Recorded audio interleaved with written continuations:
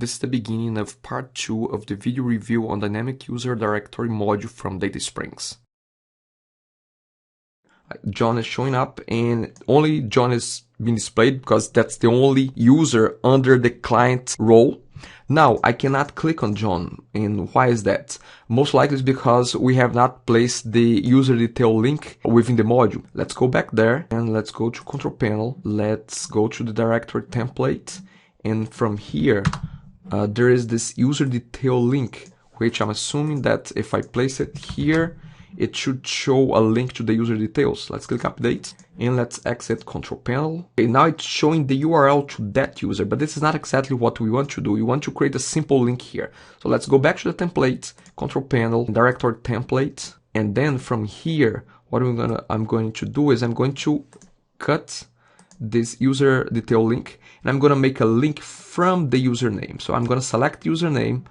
On the editor, I'm going to click on the link, and I'm hoping that if I put under the URL that user detail link, let's say HTTP, if I do this, I'm hoping that when I update and I click exit Control Panel, I should be able to click on John now. And yes, so now I can see John's details. Now let's have a look at this not being logged in, because right now we are logged in as host. Let's look at this page as a regular user. I'm gonna just open Internet Explorer to have a quick look at that.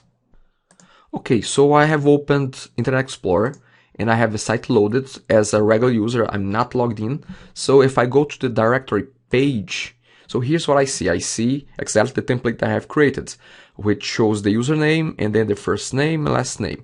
And because I have set up the username to have a link to the details, to the detail page of the user, then I can click on John and I can see the details. So this is how the directory looks like. Now, the next thing that I would like to do, I would like to add a picture to the list as well.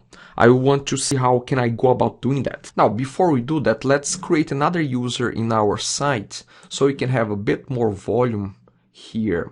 So I'm going back to the admin view, and I'm going to user accounts. I'm going to create quickly a new user account.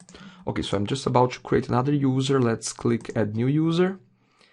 And this user, I'm going to also set it up under the client's role, so we can see it in the list as well. So it's under client. So let's go back and have a look at directory again. Now, for some reason, my new user is not showing up here. It might be because this module does use a lot of caching. Okay, so now after doing a little bit of research in the module, it does use this module. The information that is stored, is displayed in the directory listing, is heavily cached. So new information that comes to the database right away, it may not be readily available because the data is cached in a frequency of every 60 minutes. And we can see that by going to the action menu and then user data feed. And here you can see that there's a scheduler that runs every 60 minutes, and that's when the data is refreshed. So I just have to click a run data feed schedule process now to force the new information to come up right away. So it did come up.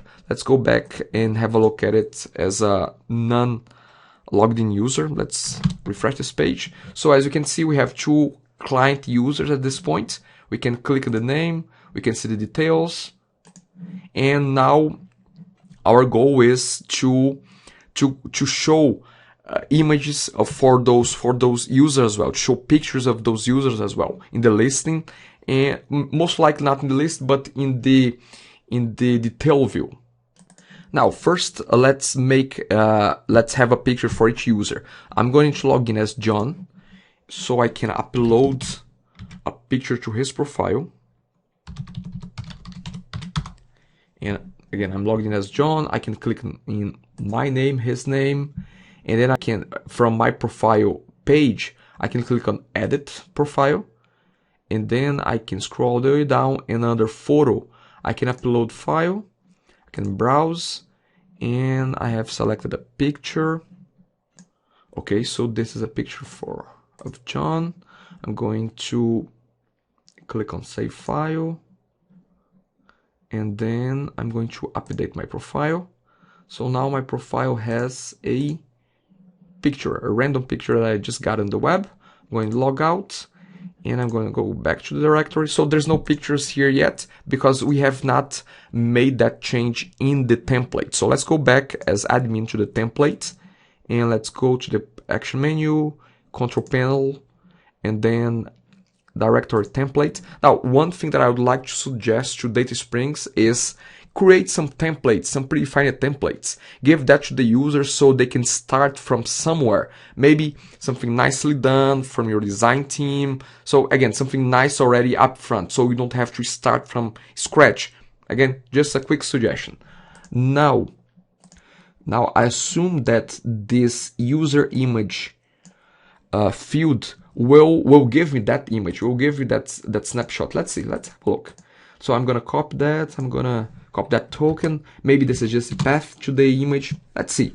I'm just gonna put it at the top, and I'm going to update this. Again, I'm updating the user detail template. So this snapshot image will show in the detail template. Let's click update, and let's go back and refresh the directory. Click on John's profile, and for some reason it's showing as there's no picture here. I'm assuming in my profile as well. Yep, so there must be something a little bit different that we have to do here. Okay, so after doing a couple of different tests in here, I still don't know why the image, the user image doesn't come up. I also have tried to use something called a photo tag, but none of those, not the user image nor the photo tag, worked fine. But I'm sure that once Data Springs have a look at this, they will let me know what I did wrong, and I will be able to post another video showing how to do that properly. Now, the other thing that I would like to be able to do, and I'm hoping that I can achieve that here, is that I want to add an extra field for the user profile, and I want to make sure that I will be able to display this field. Let's say that I want to ask for their Twitter account. I want to know their Twitter username. So what I will do first is I will go to admin as admin user. I will go to user accounts, then to the action menu, and then I'm going to manage profile properties. So from profile properties, I will be able to extend the fields by adding a new file property. I have actually a video showing how to do that, but I'm gonna do that quickly here. So add new profile property. I'm gonna call this Twitter, and data type will be text, product category. I'm gonna call this, again, this is just a category. Actually, I have to go back and see what are the different categories there. So I'm gonna call this contact info.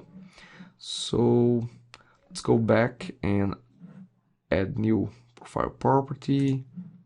So that's Twitter, text, and then this will be contact info.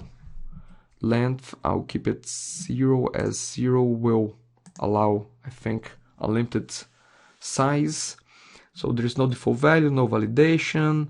I'm gonna set this as visible, but not necessarily required. And I'm gonna keep default visibility to all users. So let's click next. Again, just create a new property. Let's just save localized text. This doesn't really apply for what I'm doing here. So I'm going to click return to profile property listing.